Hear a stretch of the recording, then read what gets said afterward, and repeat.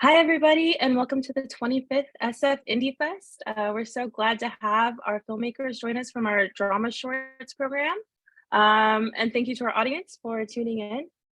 Hello, everybody. Welcome. We'll just kind of kick things off by having you all introduce yourselves.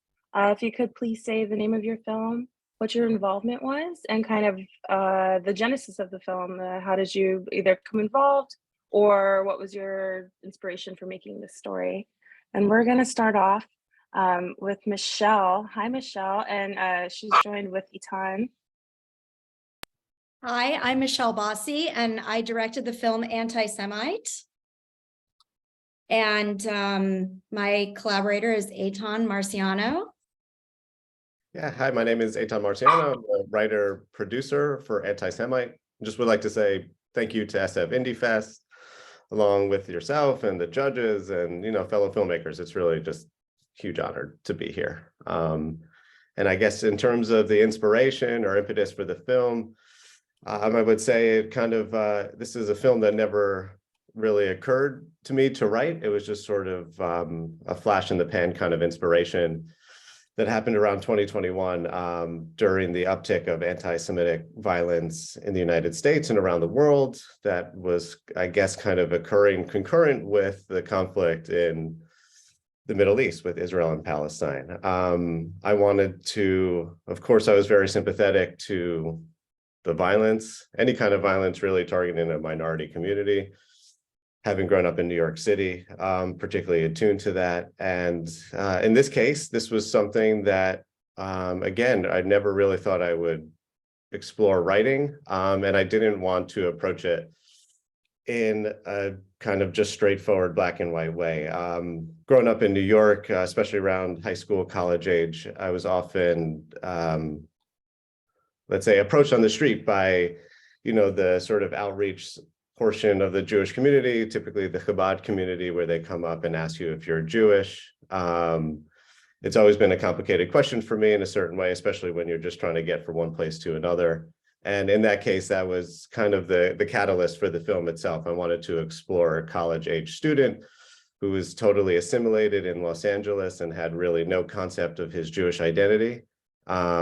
And was approached by such an individual. And I wanted to see and explore what a kind of spiritual journey would look like in the wake of that question. And especially so in the context of this sort of uptick of, I would say, random violence that's occurring in the streets. So it was really just an opportunity, I would say, to really consider what would it be like to not have any concept of what it meant to be Jewish in today's world, and to kind of follow that path. I was hoping in a nuanced and subtle manner.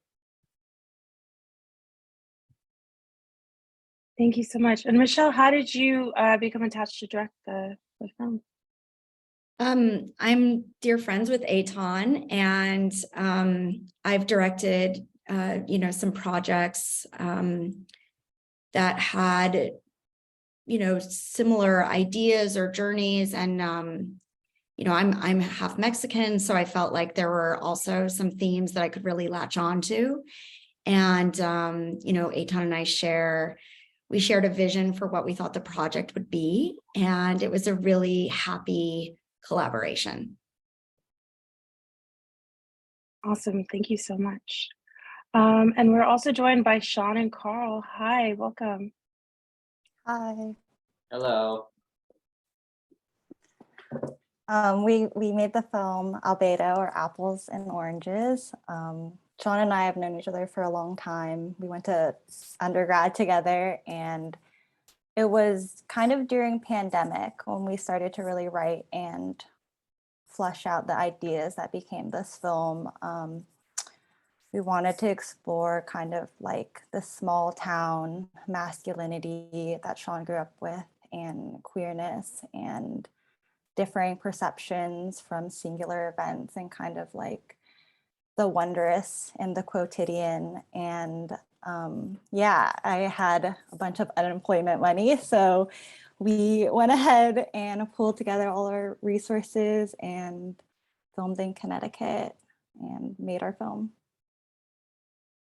Yeah, I'm Sean. I'm the co-director and cinematographer for Albedo, and it was also, I think, a total excuse to kind of have a very magical week in the woods with a bunch of friends, to escape, because the birth of this project came along during the summer of COVID, when everything kind of, before it seemed like the clouds were parting, and I think this was an escape, and quite a beautiful one.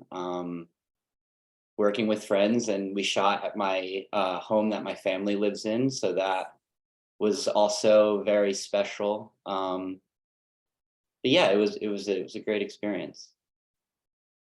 Awesome. Thank you so much for sharing. Hi, Tosin. Welcome. Hi there. So my name is Tosin Mornfala, and my film is The Pulpit Prelude. That story, the short is a crime thriller, a little bit of a psychological thriller. And it's about a woman who is threatened, obviously, because you've seen it already, and law enforcement, and figure out whether what she's preaching is causing the problems. But the story was inspired just by the fact that, it happened to someone close to me. I have a friend who started getting death threats for being a progressive voice in a rural community in the Midwest. And as someone who's from Kansas, I know all too well how politically divided these towns can be. And, just in the process of being a friend to this person, I realized there might be a larger story that kind of comments on the state of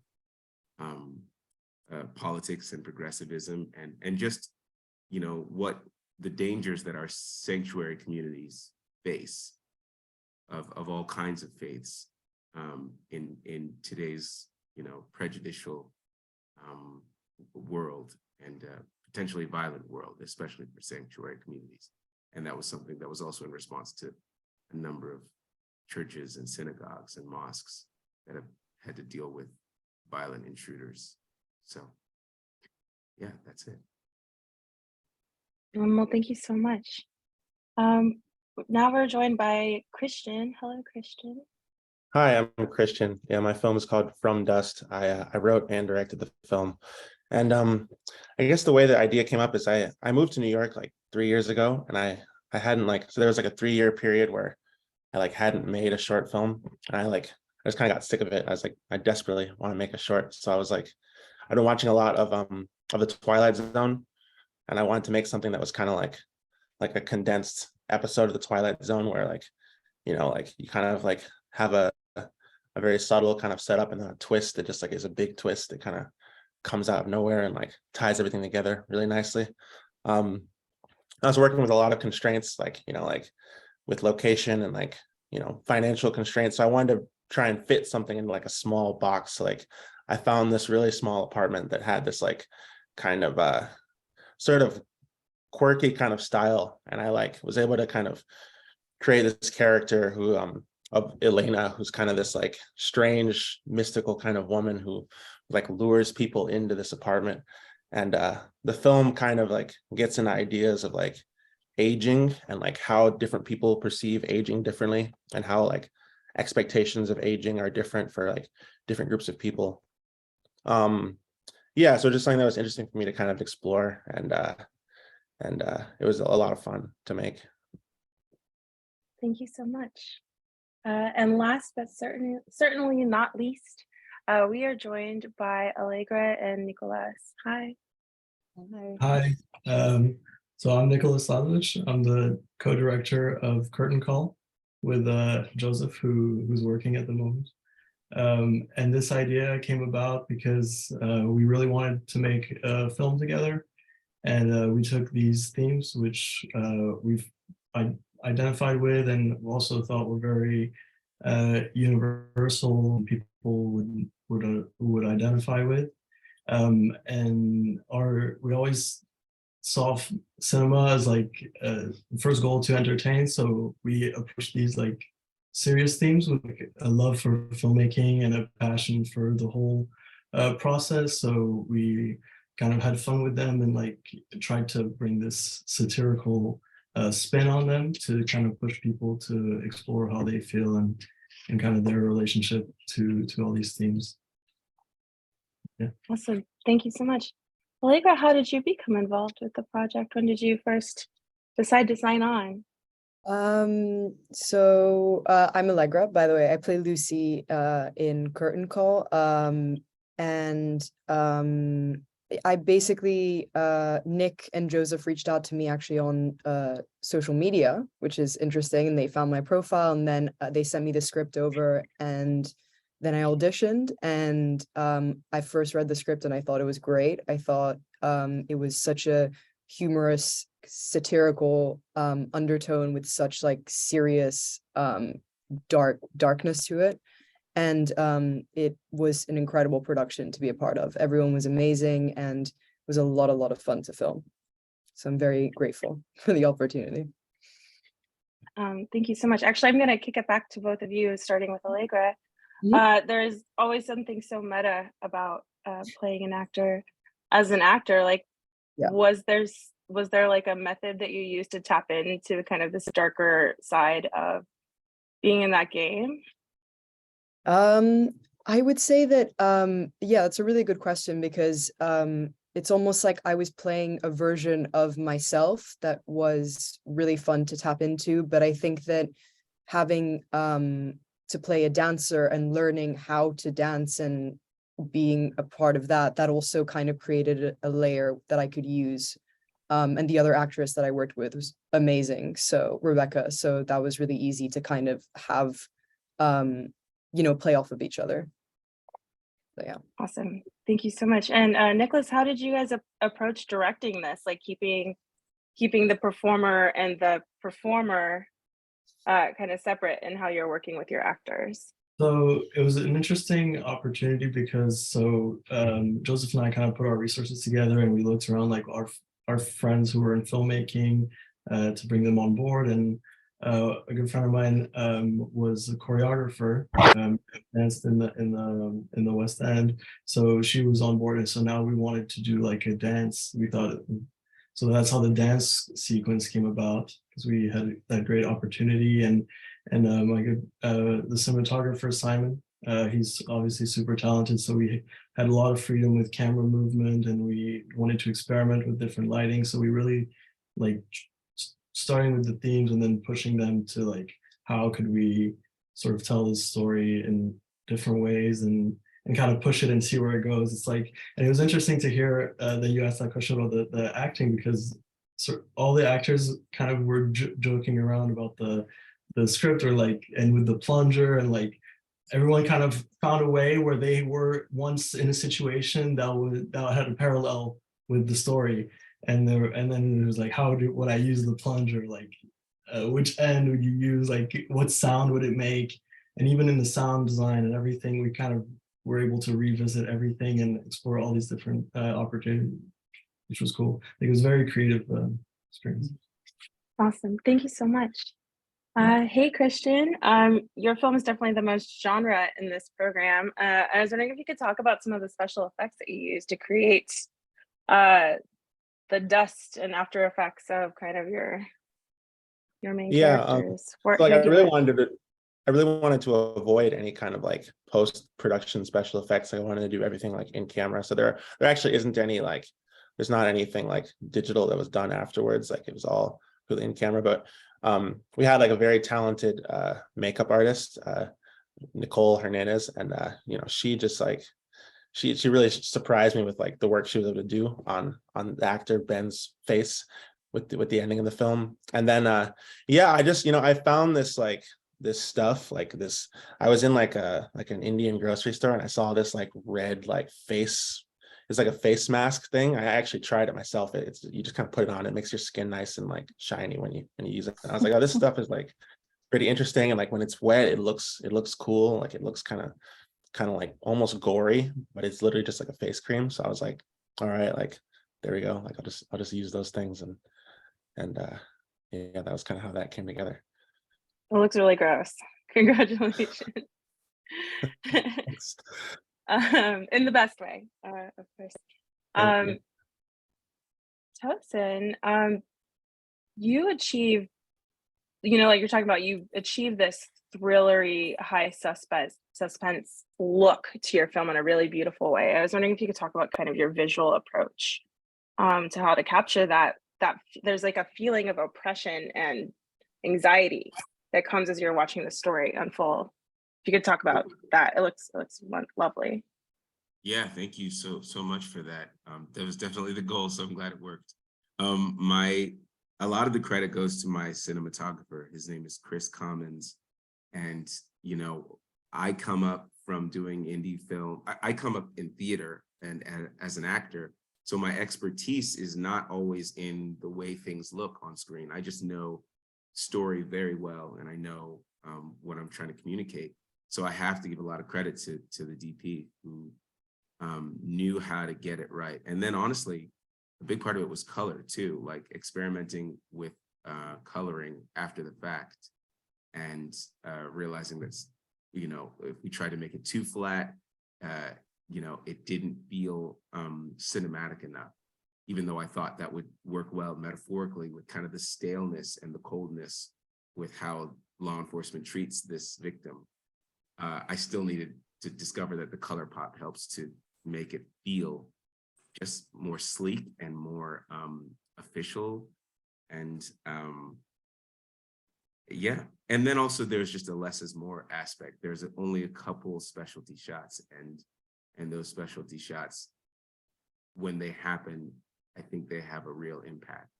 You know, holding the Steadicam off only for the most thrilling part and the most scary part, using the crane shot for the most teaser shot, the biggest tease of what could be happening. I think it really helped, you know. So I guess restraint in other areas made the areas that we could spend pop more, if that makes sense. Yes, totally. Like it achieves this kind of realism, almost a 70s tone at times that I think really is effective in your storytelling. Thank you so much for sharing. Yeah. Sean and Carl, you on the other hand, there's this dreaminess to the way your film looks. And I was wondering if you could kind of talk about that. Obviously, Sean, you're filming in your childhood home in a place that you're so familiar with. So I'm curious, like, what your approach was with that. And Carl, for you, you're working in a place that's so personal to your collaborator. Kind of what was that other end of the coin?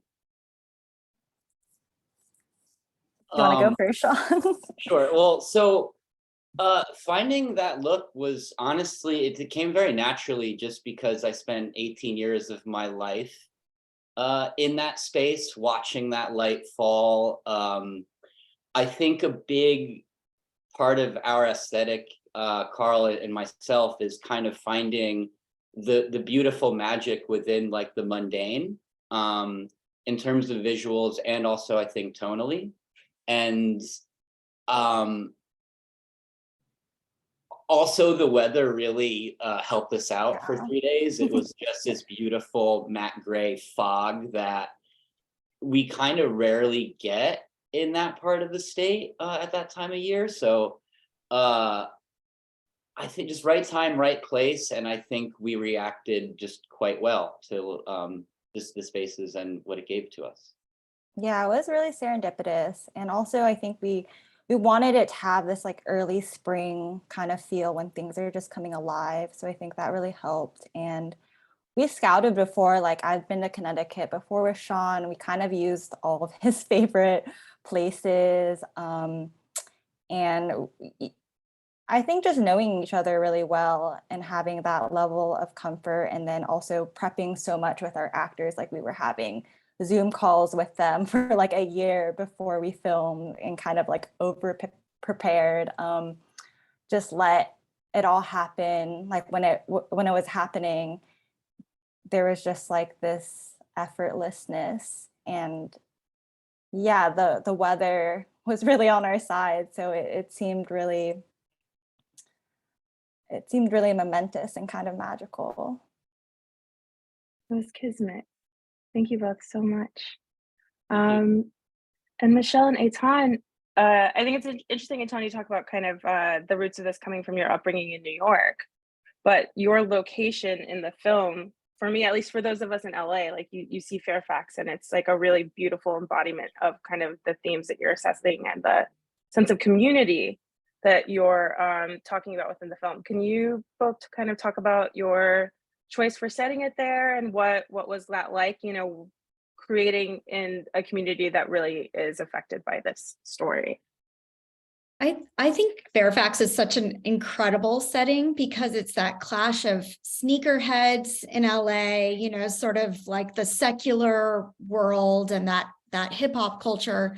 And then there's also, you know, a lit up menorah on the street, right? There's kosher restaurants, and there's really religious, there's shops where you can buy, you know, books and different,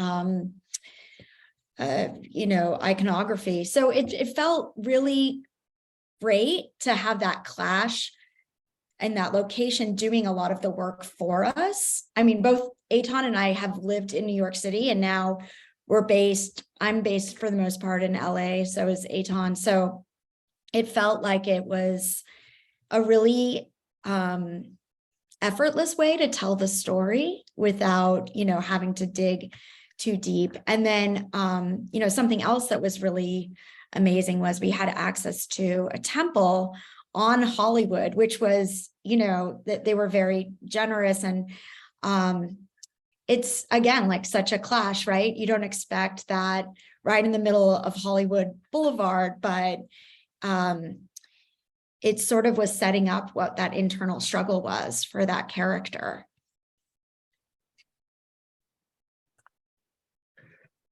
Yeah, I think well said.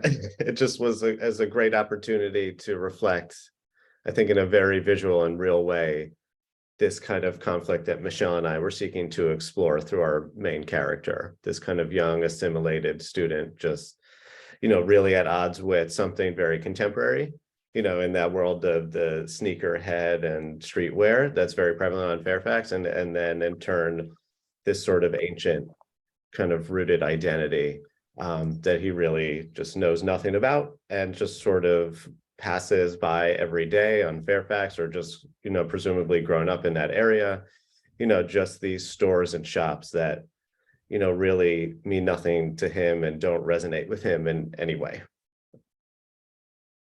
Awesome. Well, thank you so much. That's all the time we have today, but thank you to all of our filmmakers, and thank you so much to our audience who tuned in, watch all the shorts and all the films at IndieFest. Thank you all so much. Have a good day. Thank you.